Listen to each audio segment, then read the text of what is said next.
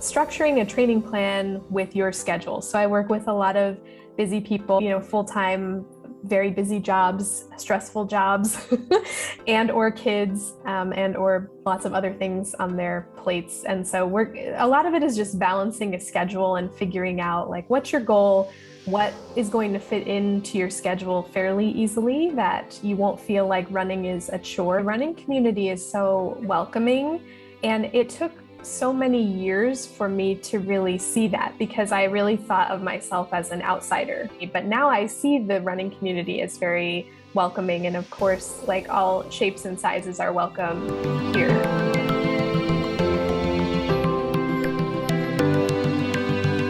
All right. Hi, everyone, and welcome to our conversation today. I'm Dr. Michelle Quirk. I'm a pediatrician and a run coach and the founder of Mindful Marathon, where I help make running easy and fun for busy professionals.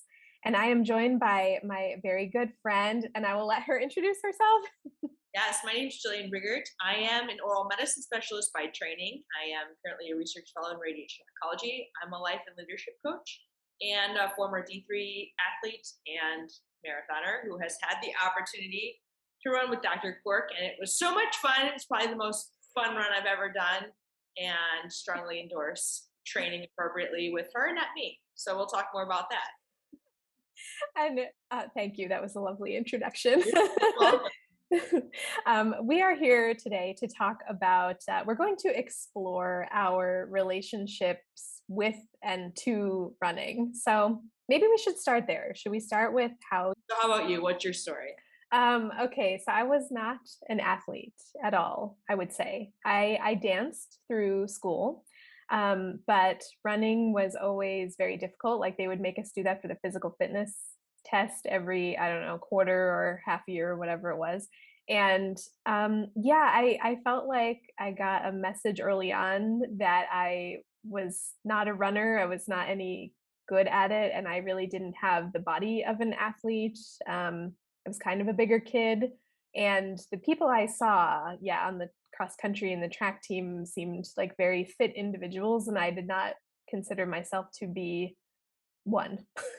And so I came to running a lot later, I would say. I mean, I tried it on and off. I really wanted to run. Like, I would see my friends getting such enjoyment out of it. I had a very good friend when I was in residency who was a runner. And yeah, like I tried and quit lots of times. And I think part of the reason I quit so much was really just going about it the wrong way. Like, no one really tells you how to run, right? Like you think I should just be able to do it, like lace on my sneakers and just go for 3 or 5 or 10 miles. Yeah. But some people aren't built that way. And I Yeah. think that's what I would do. I would just put on my sneakers and try to run as fast as I could for 3 miles and come back feeling like that felt terrible. Everything hurt. Yeah, red in the face, like feel like you're going to faint, you know? And so that's why I would stop. And so, anyway, finally, I reached this point in my life. It was really like right after my residency, starting a new job, like newly married, lots of stressors in my life.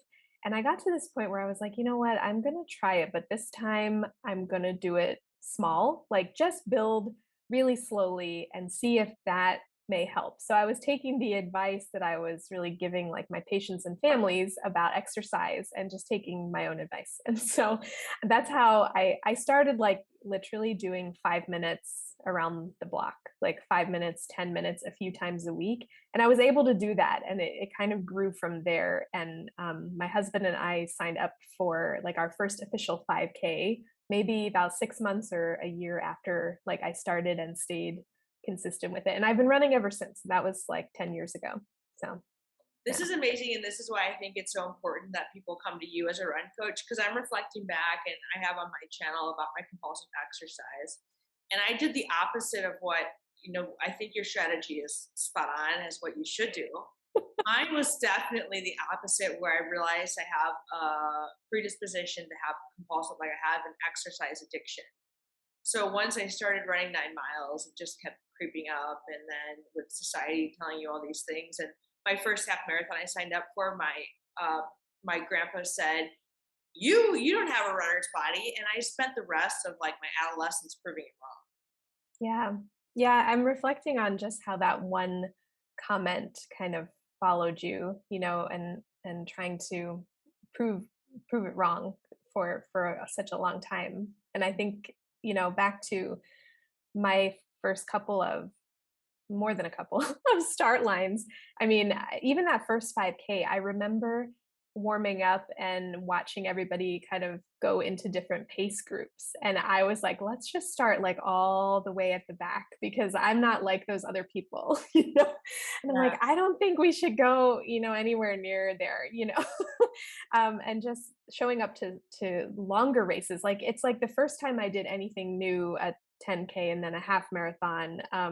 But it's like every time I went, it's like, oh no, I'm not really like one of these people. I'm not a real runner for whatever reason, or I don't look like the people at the very beginning of the race. Yeah. So I And don't, yeah. it's so fascinating because even in college, like when I knew my times where I knew where I finished, I still had that like the imposter syndrome of running. And I felt as we were talking a little bit earlier was like when I got the build that looked like a runner, my performance declined because it wasn't the natural build for me. I was Mhm. strongly suppressing my own body type to fit the mold. And then it caused me so much anxiety because when you're not nourishing yourself, it causes your brain to have higher anxiety. So Mhm. it further worsened my performance, then further perpetuated my self esteem detriments, which, just led to that negative cycle where it's like, man, if I would have looked back and just had more fun with it, my performance. So my last year of college, I decided, screw it. I'm just going to have fun. And my performance was so much better. The running community is so welcoming, and it took so many years for me to really see that because I really thought of myself as an outsider, you know?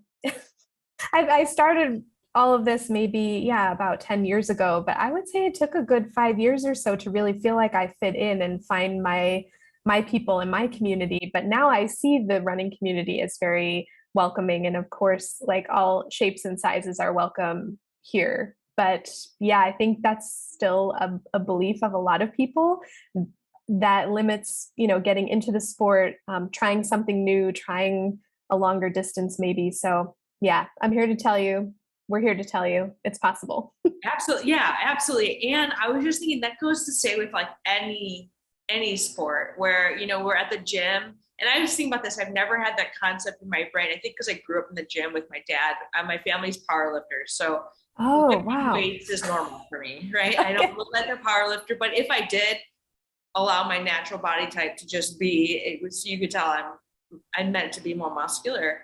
And I remember like, I don't care what people think if I'm at the weights and I'm lifting an appropriate weight. Like, I just don't care, but I know people do care and they're self-conscious and they're thinking, what are these people going to be thinking? But I had the blessing of growing up with a dad that said like, do not talk to me when I'm lifting because he's in his zone. So Yeah. I apply that to people at the gym because I'm like, they're not paying attention to me. No, Like, unless I'm on the bench that they want, like, they don't care. 100%. Also, I would say that when I had such a low self esteem about my body type, like, I would skip dance practice. I would skip the things I loved because of my own image of myself.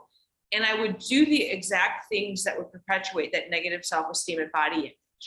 Like, I would not move. I would not go out. I would not do the things that could have brought me joy just because I was trapped in my own mind. Yeah. I think that even now people think, if they're running outside, like, oh, the people are going to look at me, or the the drivers going by are going to look at me. I'm like, no, first of all, everybody's just kind of clued into what's going on for them. And Yeah. when I'm out there on the trail, like I say hello to people, and smile. Sometimes I don't get a hello and a smile back, but then that's okay. But yeah, I'm too focused on what I'm doing in my pace, and am I doing the workout that I'm supposed to be doing today? And so yeah, these other thoughts don't really like enter our minds, but we have so many thoughts about the thoughts other people are having.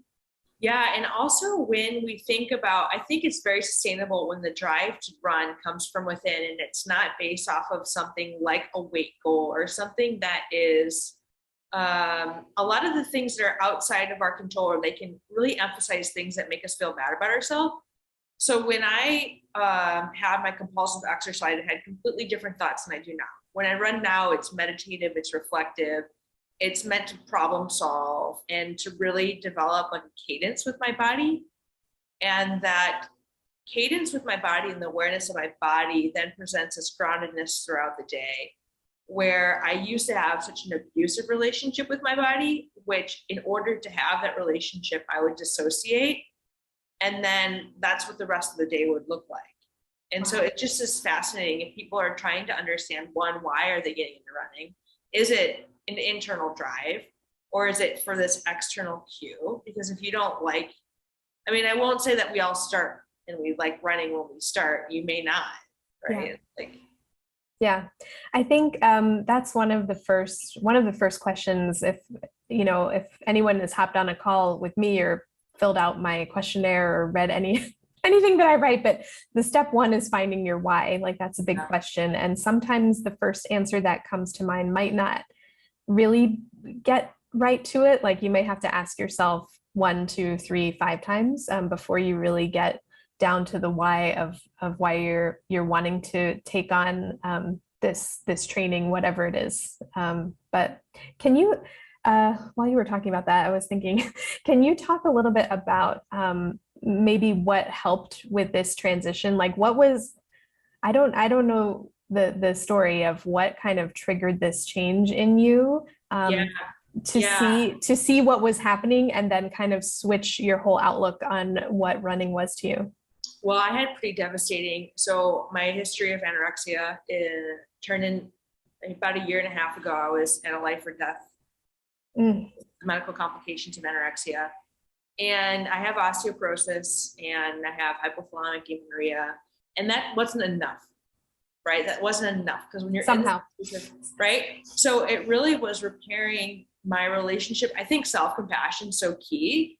And I really had to do a very holistic approach to understanding the role of an eating disorder in my life because the exercise fit within that paradigm. Yeah. And having an abusive, I was taking a lot of my emotional distress out on myself because I didn't know how to use my voice. So when I started writing publicly about the things that I was most insecure about, that actual external release, like the things I write about on Kevin MD, allowed me to heal so deeply. And I got to a place where I developed so much self-compassion that I do not tolerate my own abuse of myself nor the abuse of others. So it was such a profound feedback loop in a positive feedback loop because I was realizing like, wow, if I treat myself like this, I was being treated just like I was treating myself by other people. So when I recognized why other people were abusing me and why I was more vulnerable to that, I was sick of it. So Yeah. I was just like, I wasn't getting paid.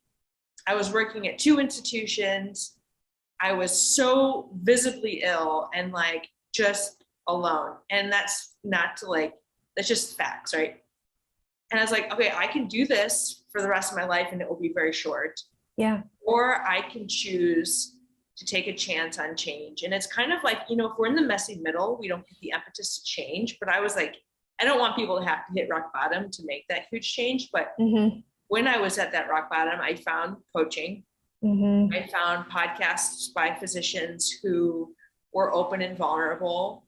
And that really started my healing process. It was understanding that people were I wasn't alone in my pivoting of careers, like all the internal things that I had made myself incompetent, less than, not worthy of life. I just had to challenge all that, which is like not a simple answer for running. No. It was a deep reason. Yeah, yeah. And I think, I mean, how powerful though, because running was in your life, before and after. I feel like for me, there was like before running and then after I started running, it's a little bit different. But yeah, to change that relationship that you have with the sport like that is huge. Yeah, and it shows up too when we were talking about that whole do not start, do not finish, right? Because running can become an identity. Yeah. So I'd love to hear kind of your how you process, when people are, we talked about performance anxiety, but like Mhm. they're afraid they're not going to do well, or they're afraid they're not going to finish. Like, what Yeah. are some things that help you? Because I know it's not easy, right? If you Yeah. don't start or you don't finish, and how you kind of help navigate Yeah. things. I think having everyone understand that you're not alone. Um, like there have been, I mean, it's one thing to say for myself and my own experience, but also now talking with lots of athletes to have those stories kind of in the arsenal to say, like, okay, this comes up. Example, we were supposed to run a 10K in May. This was May sometime. And we had both, my husband and I, we were training for it. Like I had done a particular training cycle, like we had it on the calendar, we paid right, we're ready to go. And like the week or two before the race, both of us were just really fatigued, like a little congested. I think we tried a couple COVID tests, they were negative, right? Like we're like something is not quite right. We're not feeling ourselves. And then the night before the race, we looked at the weather forecast. It was supposed to pour rain. Now, I am not usually one to like shy away from running in the rain, but Tony slipped and fell and broke his wrist in February on a rainy run. And so both of us are a little bit Yeah, for sure. nervous. So we were like, you know what? I don't think it's going to happen. We're not going to do this one. And we slept in and it was a do not start. And we don't have a lot of those, but it was a do not start and it was definitely the right decision. And like after a week or two of letting it settle, we kind of like reevaluate goals and then like there's always another race to run. That's what like I don't know why it was so important at the time. And I thought, I trained for 3 months to try to PR this 10K and like it didn't happen. Well, there's plenty more races to run. Didn't you PR the 5K that you did right after? Yeah. Yeah. So this is also another point, like the race that you set out to run may not be the race that you end up running, but it doesn't mean that all of that time spent training gets wasted somehow. Like you still improve, and you were still training. So Yeah. good lessons all around, but Yeah. And I remember when I went to surgical residency and I stopped marathoning, it was such a huge grieving period of my identity as a marathoner. mhm. And I had already made the Air Force marathon team. I was going to do the marathon. I dropped the half the week of there was a conference, I think in Hawaii, where most of the residents and the attendings were gone. So there was 3 of us on service, a 5th year and 2 interns. I ran once and I still showed up. I went to Dayton, Ohio, and I ran the race because I had made it the year before. And I was like, well, this is really cool. But there were parts of me, it was definitely not optimized. It was the slowest run I've ever done, but it was one of the best experiences. Mhm. And, I don't remember what time I ran. I actually don't even care. But Yeah. I had a lot of mind drama when I dropped from the Yes, full yes, yes. half. There was one marathon that I ran that I didn't train for at all in dental school. But I had run so many that I was like, sure, I can do this. But it was in San Diego, which is hilly. Mm. And it was in June, I think. It was hot. And at mile 6, I was like, what did I do? I do remember my time, which wasn't that bad, but like when I was running it, it was death. Yeah. And Yeah. and it's not worth it because your injury risk is so high. Mhm. And the one thing about injury risk, we were talking about, a lot of people do come into running for weight loss reasons. And when I first ran my first marathon, I think there were some ulterior motives. And after the marathon, I didn't fuel.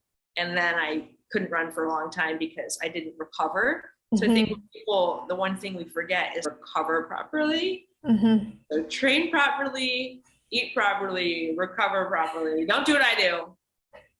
I think over the years I've learned the value of recovery. I mean, just with life circumstances and also some injuries along the way, like it does have such, I mean, it's almost as if the recovery is as important as the training, or at least in the mindset to make sure that you're taking those rest days when when you need them and when they're prescribed, and listening to your body in terms of soreness and following some simple rules about, whether or not you should really push it on a day that you maybe haven't gotten enough sleep, you have extra added stress, you haven't eaten well, a whole bunch of things. But yeah, it's taken some time and I'm still learning also, but it's quite Yeah. a journey.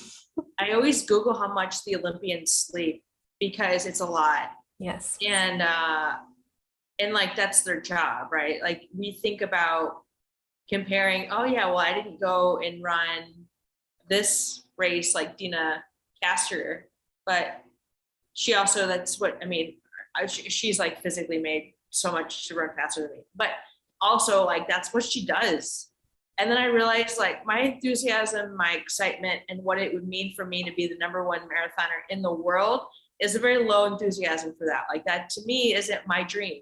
So Mm-hmm. I can let somebody else have that dream. And why do we end up like it's not my dream? Like I don't care. And I think putting it in that way, especially like as a black and white thinker, is like, oh yeah, like if I was the best at this, that's not where my values are. And there's somebody that really does have that value, and I'm going to just applaud them for that. And Yeah. also I have a friend who growing up we ran together, and there was such a shift. And I think it was in college or something where, it went from, my college was very competitive with running, and like I didn't want to go to practice. Mm-hmm. And so then that competition of like, gosh, I'm not as fast as my friend, something just turned, I think when I did dental school, and you just realize like, who cares? Where then I became like a champion, and I love to see people succeed. And like, I'm like who cares if they're faster than me? Like, good, Yeah. great. Yeah. I think it's all about cheering everyone on to their own personal best, right? That's why it's a personal best. Isn't it so true? And even if it's not, like, how much fun, my new caliber of success is how much fun did I have? Mm-hmm. Yeah. So tell us more about when people are like, what kind of, I know there's a wide range, but tell us more about when you work with people. What does that look like? Oh, yeah. Well, right now at this point, so when I started Mindful Marathon like 3 years ago, I only had one-on-one coaching. Like that was what I started with, and I'm still doing that. And it's my favorite thing to do. So I kind of I take a running history. I think that comes from the medicine background, but Yeah. there's, trying to get a sense of where someone was with their running, if at all. And if you're on the couch, that's okay. And where you're at with running now, maybe you were a runner, but you haven't run in 10 or 20 years, who knows? And then where you want to go, and then kind of structuring a training plan with your schedule. So I work with a lot of busy people. Most have, full-time, very busy jobs, stressful jobs, and or kids, and or lots of other things on their plates. And so a lot of it is just balancing a schedule and figuring out like what's your goal, what is going to fit into your schedule fairly easily, that you won't feel like running is a chore. You want to enjoy the training.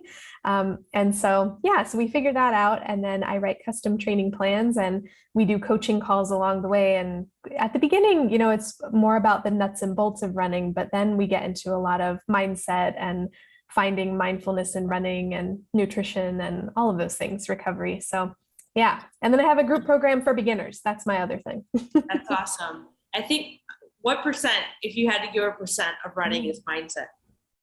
Oh, yeah, a lot. Yes.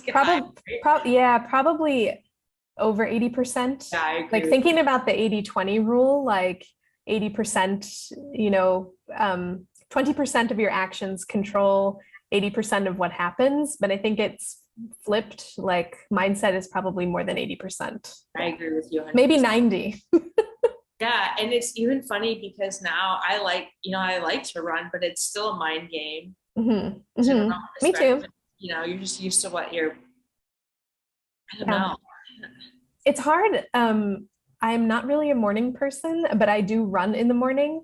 But really, like when the alarm goes off and it's the middle of winter here, like the thought that goes to my head is not like, I cannot wait to get out of bed today and go out in the cold and run. Like, no, Yeah. I have to really go through my own mindset work to be like, all right, we're going to get up, we're going to put our shoes on. Like I do what everybody else does. I'm not immune to those other thoughts.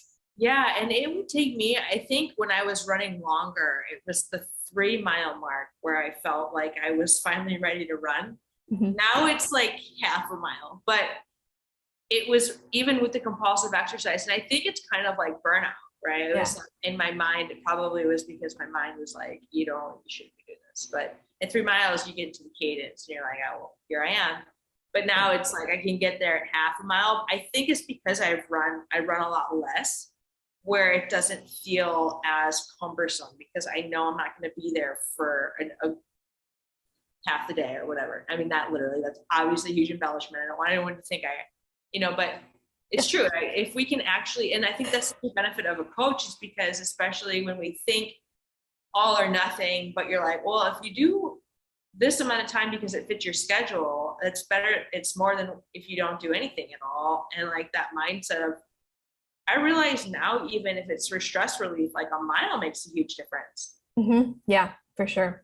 I found that um, on the day to day, it does help clear my head, right? And I run thought free sometimes, but on longer runs, sometimes I get to a place where after my head is free of thoughts, then I have good ideas, or I think they're good ideas for coaching and for mindful marathon, and just that's sort of like a creative space for me. And I'm not an artist, so I don't know much about getting into a creative space, but it seems like when I go on a long run after 3, 4, 5 miles, after that I can really just think about things. It's very interesting. Yeah, that's exactly when all my articles come to my mind is when I'm running. I think there's something about the blood flow, right? It will exercise is like what the one thing that's been shown to reduce Alzheimer's risk. Mm. If we want Yeah. to go medical for people, right? If we want Yes. to bring it back to medicine, I know you deal with kiddos, but they need to know this. Yeah, no, it's true. It's true. I mean, running has so many physiologic benefits that we didn't even talk about. We're talking more about mindset. So, True. well, now you're newly coach certified. Yes. Tell us Well, about, yeah. yeah, go ahead. Tell us that. I've been a leadership coach since December. So I'm a leadership coach within my institution. And I graduate from Martha Beck's Wayfinder Life Coach training on Wednesday, which is very exciting. Congrats. And it has thank you. It has so much to do with what we talked about. It's like that kind of rebirth. And Martha Beck has a change cycle, which does have grief and rebirth. And I think that going through Martha Beck in particular, she's got a book that's out. It's called The Way of Integrity. And really leaning in and learning more about yourself. I learned a lot of the things in my life I was pressuring myself to do were so out of alignment, which were then my coping skills were the ones that I mentioned that I was ridding myself of. So as I become more within my integrity and my authenticity, I don't have to grab those maladaptive coping skills because I can just be who I naturally am, which is interesting, especially in our society where we have so many external cues about what we should do and who we should be. And I just, and I think, again, that's the benefit of hitting rock bottom, that the risk of being like, nah, was lower. Yeah. The risk of staying the same. Yeah. But now I love to offer that to people, right? Because all my platforms are career transition, life transition, and just healing from societal belief and even our running, right? Like, I'm not good enough. Yeah. You are good enough. You're perfect. Just the way we are. Yeah. Well, thank you so much for having this conversation. I know it will inspire and hopefully help a lot of people. Likewise, I appreciate you as always. And like I said, if people really want proper training, proper support, go to you, do the opposite of what I do, but also can be there to cheer you on in your running. Yes, I'm here to cheer you on. I'm here for you. You can find me on my website. It's mindful-marathon.com. And I'm on Instagram as mindful.marathon. I'm on Facebook as myself, and there's a business page, but those are best. And on YouTube, it's the Mindful Marathon channel. All right. Thanks, everybody.